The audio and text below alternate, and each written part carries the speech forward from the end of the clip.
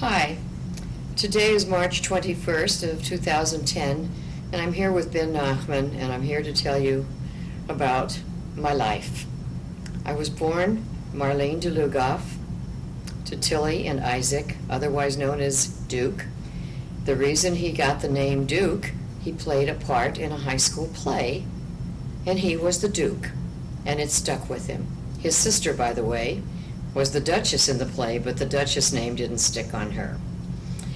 I married to Stuart Kahn, but let's go back a little bit. I want to tell you about the day I was born. It was August 16th, 1935 at Lutheran Hospital. I think it's over there it was on 27th and Dewey or Harney. And my father said that as he walked out of the hospital, they were selling extras on the corners that Will Rogers and Wiley Post had been killed in an airplane crash in Alaska, and that his newborn daughter replaced two great men. He later found out that the crash went down in history as August 15th, but he researched it in Omaha time. It really was the 16th of August. So there goes the story that I always tell people about my birthday. My father was a grocer, a butcher. Later he did other things. My mother worked with them in the store. My mother came from a family of the Finkels. My brother did a huge family tree of the Finkels. It's probably about 5 to 6 inches thick now, with so many Finkels. And what happened was there was a family bunch in Europe, and one of the gentlemen, as the story went, had the hots for one of the sisters. But he had gone to America and made it very well in Omaha in the fruit and vegetable business, and he sent money back to Europe for each of them to come to America one by one. So that's how the Finkels got into Omaha, along with Jake Robinson, who was their mentor. We moved a lot when we were kids, my brother and I. I have one brother, Stephen. He lives in Florida now. He's quite well. He had a little bout with cancer, but he's fine now. Thank God, knock on wood. He just returned from China for 20 days working there in Hong Kong and Shanghai, but he's home now. We moved a lot. I can remember a lot of the different houses we lived in. I remember my mother being pregnant with my brother. She had to have a mastoid operation while she was pregnant, and I recalled that they didn't know if they could save her, the baby, or either of them.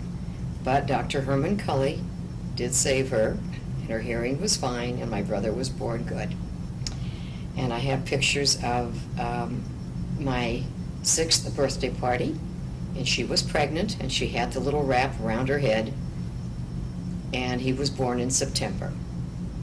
And I remember as a baby, he would crawl around, and we had a kitchen sink that didn't have the bottom cabinet, and we had a mouse trap there because evidently we must have had a mouse in the house. And he got his little hands caught in the mouse trap, and that wasn't a happy day. When I was about 9 years old, we moved to Minneapolis. My father went into what they called the porky business. Porky were bacon rinds that were deep fried. What a nice profession for a Jewish man. But it was a good business. And we lived there 4 years. And Minnesota being a fishing country, one weekend my father decided we'd go to a lake and rent a boat and we'd go fishing.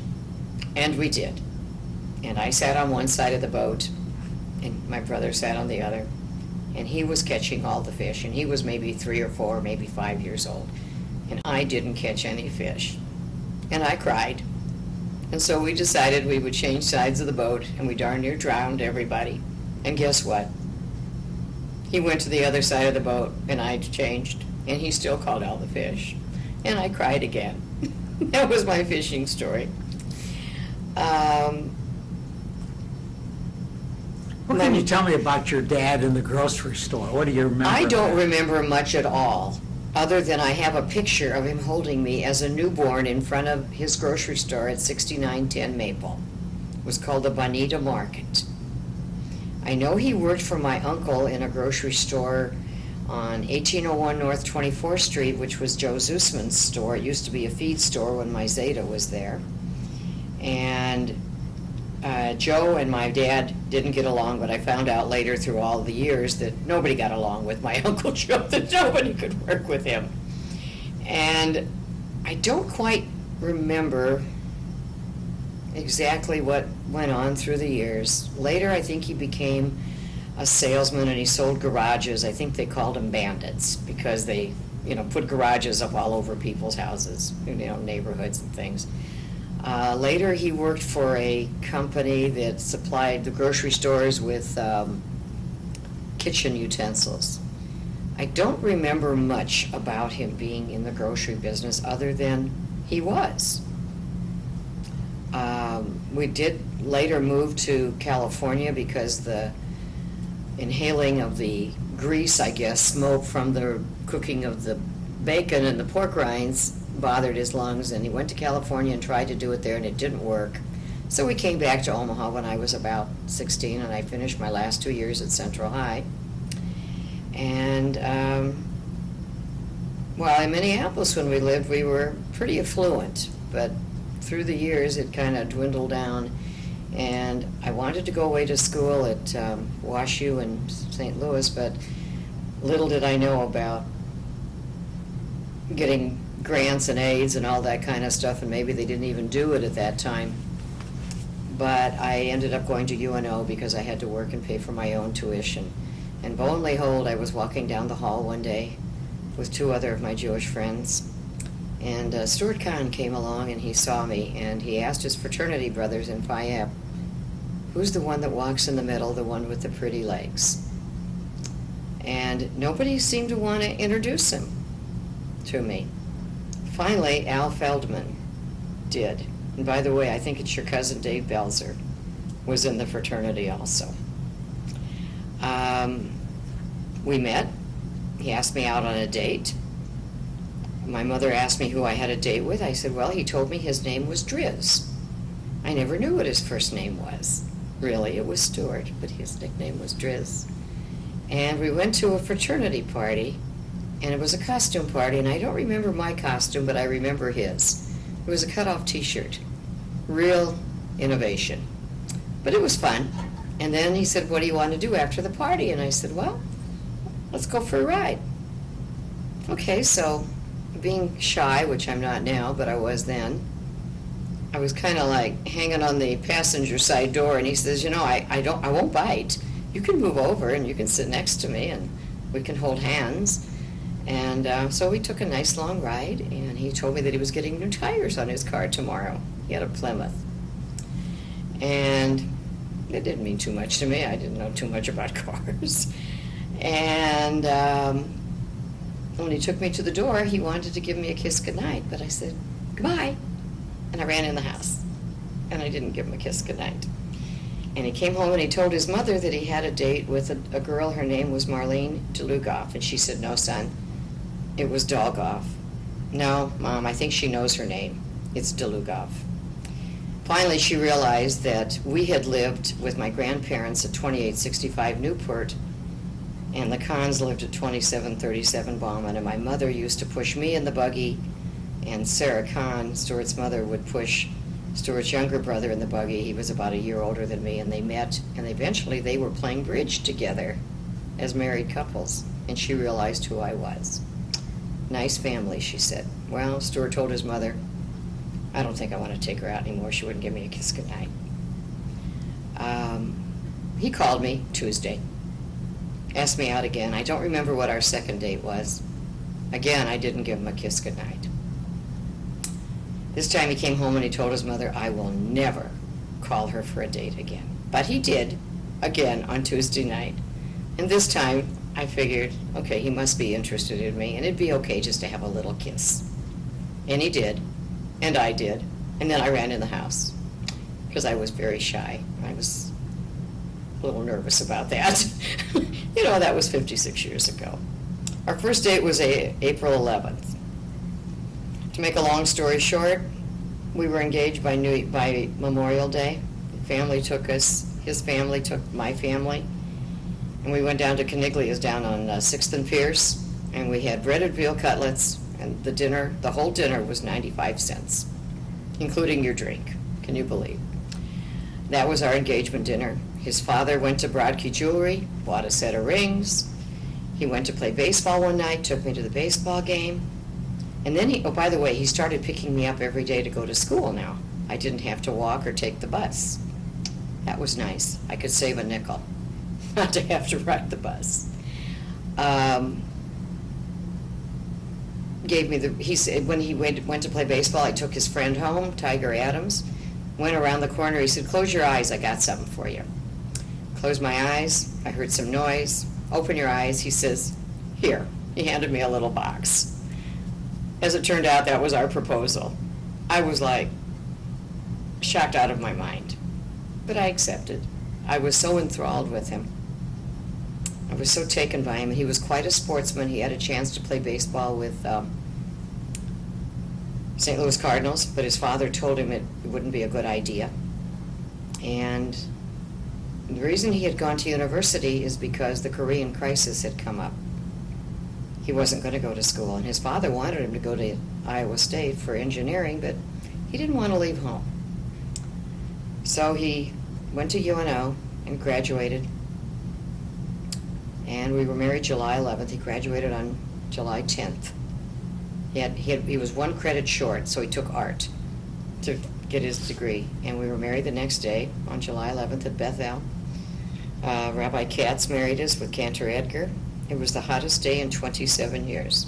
It was 111 degrees at 5 o'clock in the afternoon. I remember the Belzers were there. I remember the Taubes were there. These were friends of my family.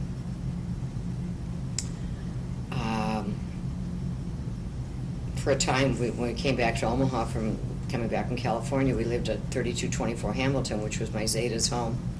And the Belzers lived around the corner. I think it was Lafayette. We got married. I thought to myself, gee, I'll go back to school and I'll finish my schooling. But he was waiting to be inducted into the service because he had gotten deferred because of the Korean crisis. And as it turned out, there was no more war, and they didn't need to take him into the service. In the meantime, he went to work for his dad, and he hated the electrical business. As it turned out, he became a genius at it, and he loved it. And he never did get called to service. They always knew where he was, and they would talk to him. And pretty soon, along came David. David is our first. We adopted David. He was 7 months old when we got him. He was beautiful. He had blonde curly hair, strawberry blonde hair.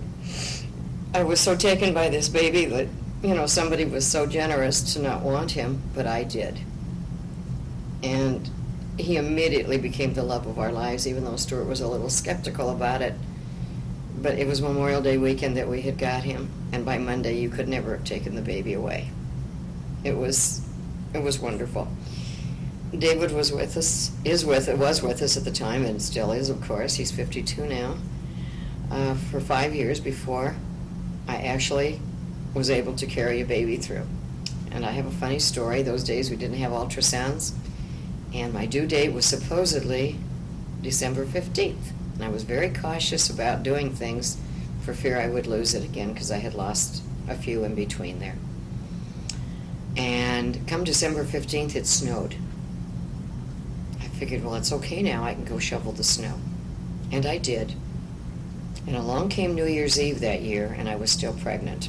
No baby. Stuart and I cried that night, New Year's Eve. You know why we cried? Because we lost our income tax deduction. As it turned out, Bob was born January 12th, and he only weighed 6 pounds, 6 ounces, so we were off, definitely off, but that was good. And about 2.5 years later, I was able to get pregnant and give birth to another child, and this was a different kind of pregnancy, and I thought for sure, again, no ultrasounds, I'm going to have a girl this time. And I had only picked out a girl's name. It would have been Nicole. But as it turned out, and I'm laying on the table looking across the room, and the children have heard this story, didn't have my glasses on, and I said, oh my gosh, another one. And Tom was the last baby because I was sick. And Stuart said he would never see me sick like that again. And he was right, although my mother-in-law once told me that women are like cats, they forget. And I obviously have forgot. But it was okay. I had 3 beautiful boy children. We had a wonderful growing up family life. I had a wonderful mother-in-law. Sarah Kahn was absolutely wonderful. I'll back up here a little. My mother died 2 years after I was married of ovarian cancer. And Sarah didn't become my mother, but she was there for me. Somebody once said to her, well, the reason that you're so good with Marlene because you replaced her mother. And Sarah said, no, you didn't replace her. I didn't replace her mother, but I was always there for her. And she was. She taught me a lot of things. I want to hear, More about my dad. no, more about your mom. Just the kind My of mother person was she the eldest of 5 children of Azrael, and either was Sonia or Sarah Zusman, and the mother was a Finkel, one of the 5 Finkels. And there were 2 children born in Europe who died, but when they came over to America and the mother became pregnant, my mother became the eldest. And there were 4 girls and 1 boy. My mother, Tilly, and her Hebrew or Jewish name was Matya, which is a derivative of Matilda, and I used that Hebrew name or that Jewish name to name my first child. So they translated it from a woman to a man, and he's Mordecai David, but I named him in English David Martin. And there was 2 children. I was 8 years in coming after they got married. They met through a junior Hadassah party here in Omaha. All the Kansas City boys came up and met the girls, and that's how my father and mother met. And my father was a very handsome man. He had beautiful black hair, as did my mother, although I never remembered her with black hair because her mother died when she was 22, and they say the shock was so overwhelming to her that her hair turned white overnight. And then along came the second sister, which was Esther, and she married a guy from Flandreau, South Dakota. Can you imagine a Jewish person from there? His name was Jack Brasco, and they moved to Sioux City. And they had 2 children, Eileen and Eugene, which my grandfather always called Eugene Genie Boy. As he grew older, Eugene didn't like being called Genie Boy, but that's a fun story. The next daughter was Goldie. Goldie eventually married a guy who was a merchant marine. But in between, there was more children. There was a son was born, Joe, and another daughter, Martha. Martha married Irv Harris, who was a pilot in the United States Air Force, and he made a career of being in the service, 33 years, 10 months, and he retired as the highest of the majors. They had 3 daughters. I'll go back and talk about the children. Esther had 2 children, Eileen and Eugene. Goldie had 2 children, Paul and Sharon. Paul is not living anymore. Joe married late in life, and his children were about the age of my grandchildren, so to speak. He married a gal, I think, from Sioux City. I'm not quite sure. Her name was Beulah. They had 2 children, Deborah and Alan. They live in California. And Martha had 3 daughters with Irv. Claudia, married to Mark Sherman, whose father, by the way, was Art Sherman in the grocery business from Food City, and he had stores at, I think, Papillion. Cindy married Katsky from Dave and Mabel. There were 3 sons. They all became attorneys. And Lori married Spencer Brookstein, and it later ended in divorce. She remarried Mark Sweet, and she contracted breast cancer at age 35 and fought it for 5 years and passed away at age 40. There is a familial cancer line. In the family, my mother and Martha both had ovarian cancer, and the cousin Sharon also, but Sharon is fine, thank God. Lori fought it for 5 years. All of us went through a familial cancer study at Creighton University with Dr. Henry Lynch. Thanks to Claudia, she thought our family would be a good family to study for this, and it turned out we did have a familial cancer gene. I am negative. My brother, by the way, happened to turn out positive, which meant that he had to be tested, or his children had to be tested. Because I'm negative, I didn't pass it on to my children, and it doesn't skip generations, so my granddaughters and grandsons are clear there. But my brother's children are negative, so it's the gene is burned out there. In the next one, Goldie, Paul didn't live long enough to be tested. Sharon was positive, but she's okay. She did have cancer, but she's okay. My Uncle Joe, he also had the positive gene, and he had colon cancer, which I think is 3 things. It's colon, breast, and ovarian. But he's okay. He's about 90 some odd years old now. He's okay.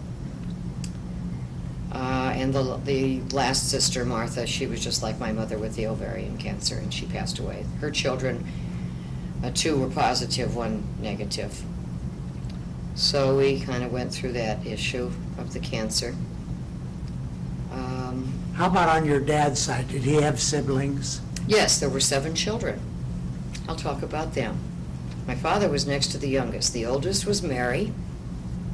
Then came Morris, Bertha, Ray, Edith, my father, Isaac, and the last one was Betty. And they were in a variety of different professions. Ray in particular, I remember, was the Prudential insurance agent for Kansas City. She lived to be over 100 years old. My mother always told me that the mother was a wonderful woman. Her name was Malculea, and that's who they named me for because she died before I was born, so I did never know her. Although I hear lots of stories about her, that she was a fine, wonderful, loving, caring woman. The father, I don't know what he did.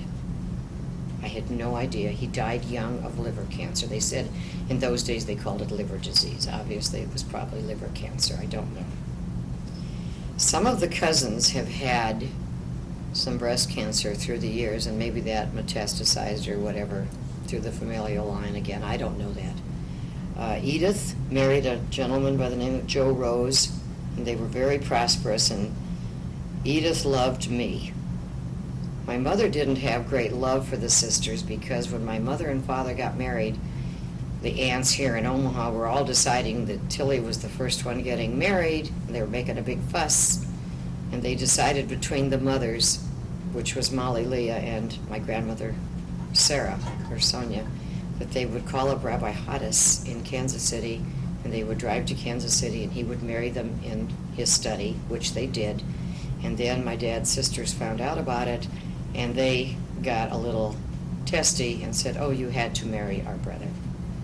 In other words, they thought she was pregnant, and I said, well, if she was, later we talked about it. I said it was 8 years in the coming. So I don't think that was the case, but you know how people talk.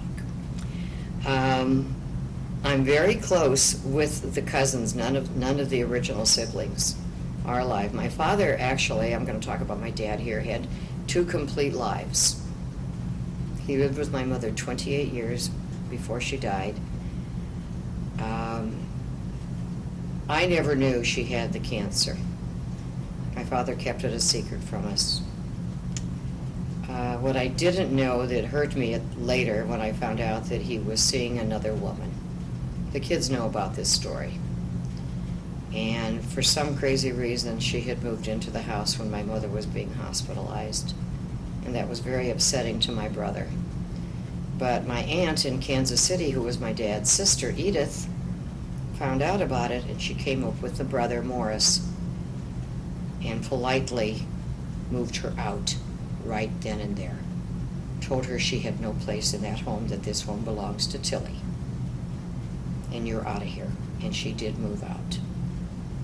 Later, when my mother died, my father did remarry to her. I had a lot of animosity about it. Not that he remarried, but the way he went about it.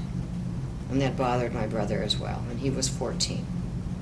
In fact, he did one time saw that she put on my mother's reading glasses that were laying there on the counter, which was very disturbing to him, and he pulled them off of her face and smashed them because he told her those were my mother's, not yours. Steve spent a lot of time with Stuart and I, and we literally, from that time on, kind of raised him.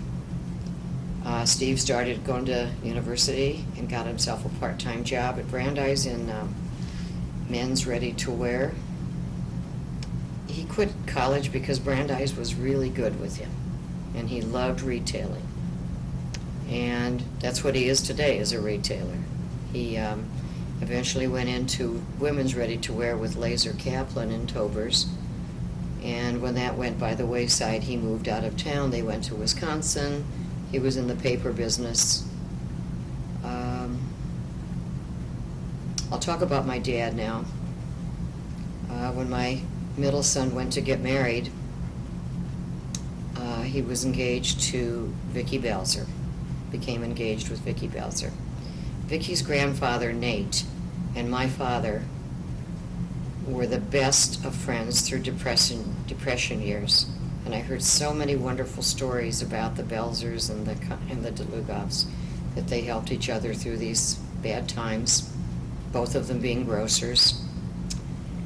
And when my father heard that his grandson was engaged to a Belzer, it was the joy of his life, because here his grandson was marrying his very best friend's granddaughter. And we were getting ready for the wedding, and there were some parties down in Kansas City. My father was still married, or still alive. The second wife of it, he had about 20 some odd years with her. So like I say, he had two complete lives, totally different, with two different wives. I eventually became friendly with his second wife. It took time for us to work through the situation. You know, it was overwhelming to us at the time. We had gone to Kansas City for a couple of parties, and I came home and there was a message on my phone recorder. This was pre-cell phone days when you couldn't get a hold of everybody instantly.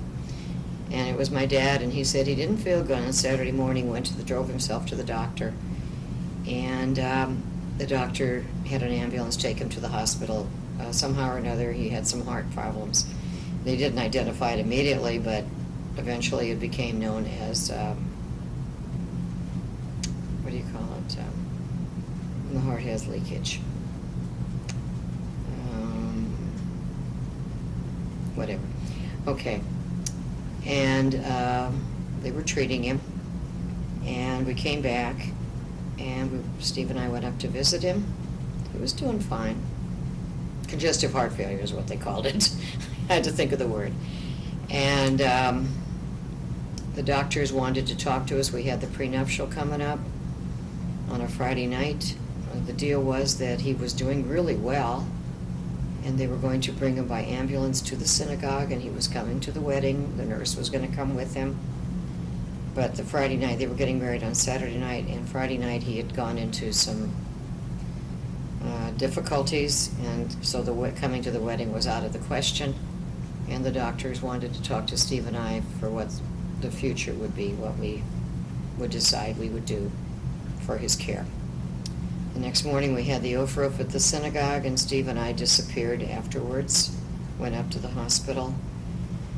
And the doctor told us at that time, this was about 28 years ago, that his chances of surviving would be about 20%, and it wouldn't be a good quality of life, and it would be very trying and troubling for him, and it was our decision to operate or to just let him peacefully die, because he was not in pain. We opted not to do the surgery. It was hard for us, but we did. Obviously, he didn't get to go to the wedding, The kids realized it Saturday night at the Marriott. Afterwards, there was the party.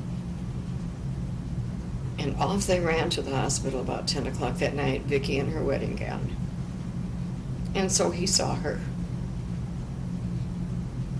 you know, in the wedding gown, and he knew what was happening.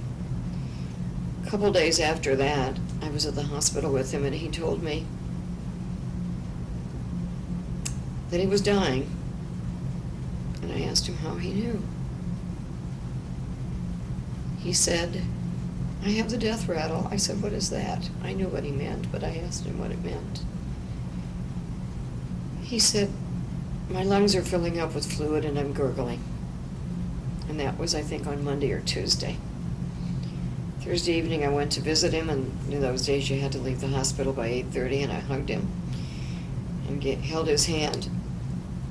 And his hand grip was as tight as could be. And at 11:30 the hospital called me. And he passed away. But it was peaceful. And he did live a long life, and he was very healthy. He ate red meat all his life. Only had one operation, and that was hemorrhoids, so it wasn't anything of a sickness or anything. It was amazing how now they're preaching don't eat red meat, you know, this and that and the other. But evidently it didn't pertain to him. But he did have a long life. I would say 80 was a long life compared to what my mother had, which was only 47. One of the grandchildren, my children were already grown. They were, you know, they were getting married ages already, because the first one was getting married. My brother's daughter used his name, and my brother named one of his children after my mother, and I used my mother's name, so the names have been used. And so that's, you know, that's good, because the name carries on. I guess it's in our tradition. Back to my grandparents, my grandfather, Azrael Zusman, lived to be 92. The day I found out I was pregnant with Bob, my Zeta died. I named Bob for him. I have a funny story to tell you about Passover with my Zeta. He lived with us for a good number of years. He was a very devout Jewish man. In his old age, he devoted his life to prayer because he asked God if he would save his son during World War II, he would devote the rest of his life to prayer, and he did.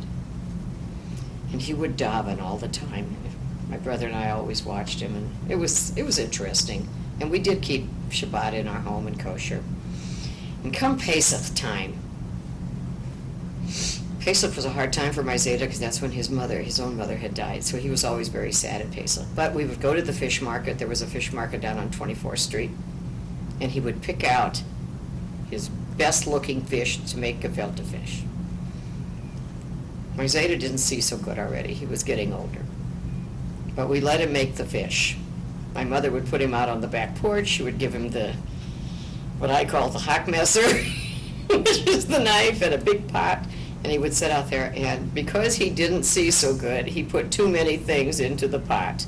The fins, the bones, the eyes, the tail. It was horrible. But we knew what was going on, and he would bring the pot into my mother and say, "Here, Tilly, it's ready to make the fish." Little did he ever know that we never used it. She had already made the fish for Pesach. It was done, but I guarantee she threw it away. Every night, first Seder, second Seder, everybody raved to Zeta how good his fish was. This story got published in Nancy Feldman Katzman's book, Seder Stories. It's called A Fish Story. It's quite a story. I remember that on Shabbat, he would, coming Erev Shabbat, he'd go in the refrigerator, and my Zeta would unscrew the light bulb so that when he would open the refrigerator, the light didn't come on, because he was observant. And on Friday afternoon, he would turn on the little pilot light on the gas range, so that Saturday morning when he got up, he would take his pot of chicken soup with the chicken in it, and the noodles, and the vegetables, and put it on the pilot light. And by the time he got done davening all Shabbat morning, his lunch was nice and hot and ready. Very innovative. Also on Fridays, he would go in the bathroom and tear a few pieces of toilet paper because he didn't want to tear on Shabbat. And we would come home from school on Friday. My mother would always say, make sure everything is clean and put away and in order. And one day my brother forgot and threw the toilet paper away. And that turned out to be a disaster the next day because Zeta didn't have any toilet paper, but we told him to use Kleenex, so it was okay. We had so many fun stories with my Zeta. We would play cards with him, and he had to win. So we let him win. It didn't matter. And he liked to watch wrestling when television came along, and he was into the wrestling. So much that when you'd sit on the edge of the couch, pretty soon he fell off the couch. My brother and I thought this was hysterical. Maybe it wasn't so funny, but we did. We were kids. What can I do? At Pesach time, my mother would clean the house and make sure there wasn't a drop of bread 10 miles around the house. And he would come the night before with the feather, and his little butcher paper, and he'd sprinkle more crumbs and then scrape them up and tie them with a string. And now my mother had to go clean the house again because there was breadcrumbs all over the house again that he didn't see because he didn't see so well. And where did he put this little bundle of the breadcrumbs, so to speak? He was afraid maybe a mouse would come and scatter it again, so he put it on top of the clock because the mouse couldn't climb up the wall. My brother and I again thought this was hysterical. But, it was a custom. And we laughed about it. We still laugh about it. Every year we tell the story and say to my grandchildren, that didn't happen, Grandma. But it did. My brothers and one of our big joys was bringing up all the Pesach dishes from the barrels wrapped in newspaper up to the kitchen. And we had butcher paper all over the counter. And the rabbi told my mother if she ran the dishwasher 3 times empty, it was now kosher for Pesach. So she finally eventually used the dishwasher on Passover. But we put boards in the sink that, God forbid, the dishes, the Pesach dishes, would touch the sink where there might have been bread. We used to kosher the bowls, Pyrex. I remember we used to set out the Pyrex. You'd put water in them for 3 days. You have to empty the water every day and put new water in every day. The knives we took out, the cutting knives, and stuck them in the mud. And that would kosher them for Pesach. I don't know what the mud did to it, but that's what we did. It was fun, We couldn't do Corningware, though, because Corningware, they told us, was porous. We couldn't kosher them. So we didn't use Corningware. We used the clear Pyrex. All kinds of bobemites, I'm going to end today talking to the children.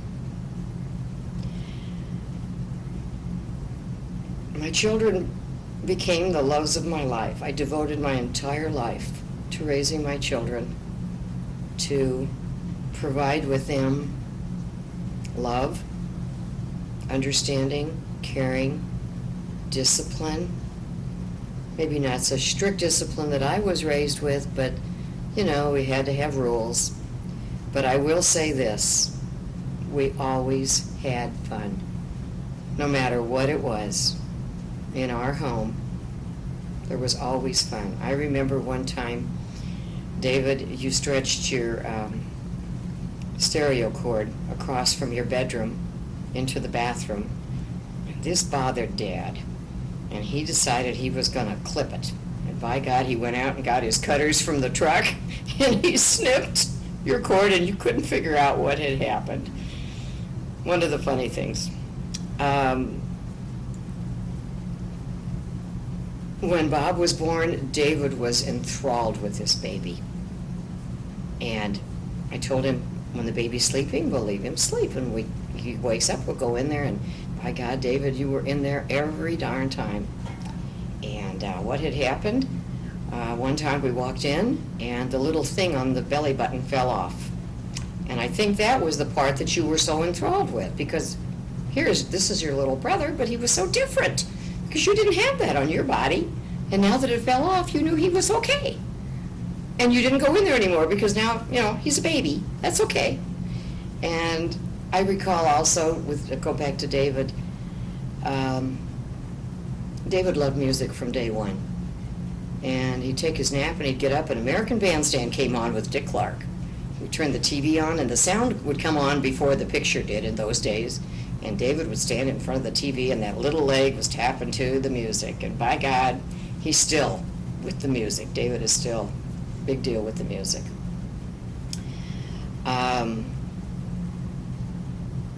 Tom. I told the other boys, if Tom would have been first, it would have been the end. Tom was either Tom Terrific or Terrible Tom. Tom never was quite level. He was either way up or way down. But we managed, and we all survived, and we had a wonderful, loving, caring family. We got into boating, and I remember that I used to ask Dad, should we send the kids to Jewish camp for the summer? He said, no, we're boaters. And the kids had the option of going to camp or going boating all summer, and that's what we did. And we had more darn fun with the boat. Remember the story that when the boat was here, the smaller boat, we kept it on a trailer, and you couldn't change the runners, but eventually the wood runners would rot out. So when we go to the Lake of the Ozarks, the boat was off of the runners for a week, and we brought our own 2x4s. Okay, so we took them out of the boat and put them in the room that night at the motel, and the next morning you boys walked out and you're carrying 2x4s out of the motel, and the people all around couldn't understand what are they doing with 2x4s. And the boys told them, we're rebuilding the hotel. They each were carrying a 2x4. That story hung on. My brother eventually got a boat. Here's another funny story about the boating. And Stuart's brother Roland got a boat, and we were driving down to go to the Ozarks, and I-29 wasn't there, so we had to take the back roads, and we stopped in Mound City to have lunch. My brother, who had been involved in going to these small towns, knew that you never order meatloaf in these small town restaurants. McDonald's wasn't there, nothing else was there, just the hometown cook place. He said, don't order the meatloaf. But one of the girls did order meatloaf, and she got sick. And Steve said, we told you so. Okay. Every time I drive up I-29 now, and I go by Mound City, I call my brother and I say, Steve, there's a sign outside of Mound City, recycled meatloaf. We've got a lot of miles out of the store. It's pathetic, but it's, one of those things you remember. I did not go back to work out of the home until all the children were in school full-time, and I went to work at Bethel. I did do Dad's book work. I did Grandpa Ben's book work for the business, for the electrical business. And I went to work at Bethel, and I started working in Stan Mitchell's office as the school secretary. But I would leave at 3 o'clock because the children were home at 3:20. So I was always home when the children came home from school. Eventually, they all graduated school, went through university. That's when I started working full-time at the synagogue. And I was in Stan's office one day working, and Sarah Waskoff had gotten ill, and Merle came in and asked if he could borrow Marlene for the duration. And Stan said fine, and I went to work just on an hourly basis, part-time, or whatever they needed in the office. And eventually it turned out Sarah couldn't come back. And Merle walked in the office one day and said to Blanche, Mrs. Wise to you kids, let's call the agency and we'll get someone to fill in, to take Sarah's place. And I looked at him and I said, I want the job. And Blanche said, you don't really want to work here, do you? I said, yes, I do. And that's how I got hired. And I loved working there. It was a wonderful job. Every day was good. Occasionally you have a funeral, but every day was a good job, was a good day at the synagogue working there. It was friendly. You always had telephone calls, people, and I'm kind of a people person. And eventually we moved out to the new place, and it was like 5 minutes away from home. Started at 9 o'clock so I could leave the house at 5 minutes to 9. It was wonderful. And I worked there until Dad decided that he wanted to retire. And I asked him if he was on drugs. I never knew anybody that had retired. And my father was still working. And I thought to myself, no. But Okay, so I finally agreed. We sold the house in 13 days. You've heard the story. When I walked out of the house on that Thursday morning, a piece of my body stayed there because we had designed and built this home, and I just truly loved it. But it's just bricks and wood, and we moved on. We bought a home at the lake, and it was good. But there was no life there. But we would spend our winters in California. And one day I woke up after 4 years at the lake, and I said, I have to go back and live in a city with real people. And he said, you were right. We should have sold the house, he being Dad, and got a condo or a townhouse and taken the boat to the lake and spent our summers there, and you probably still could have worked at the synagogue. You'd have worked it out with Larry. And it would have been okay. But it didn't work out that way. It's been a good life in Kansas City. I love it. Vicki is the one that convinced me to stay in Kansas City, that I'd still have all my old fogies back in Omaha, which I do. And I'm here often, as you know. I think my car is programmed to drive back and forth. And I have to tell you at the end of this little story how much I love you. I love your wives. I love your children. My grandchildren are the joys of my life. I don't know what I would do without them. And I don't know what I would do without you children as well. I truly love you. And I know that now that we have this situation with Dad, that you're all with me, and that you have helped me tremendously through this ordeal that we're experiencing. I love you, children. I love you.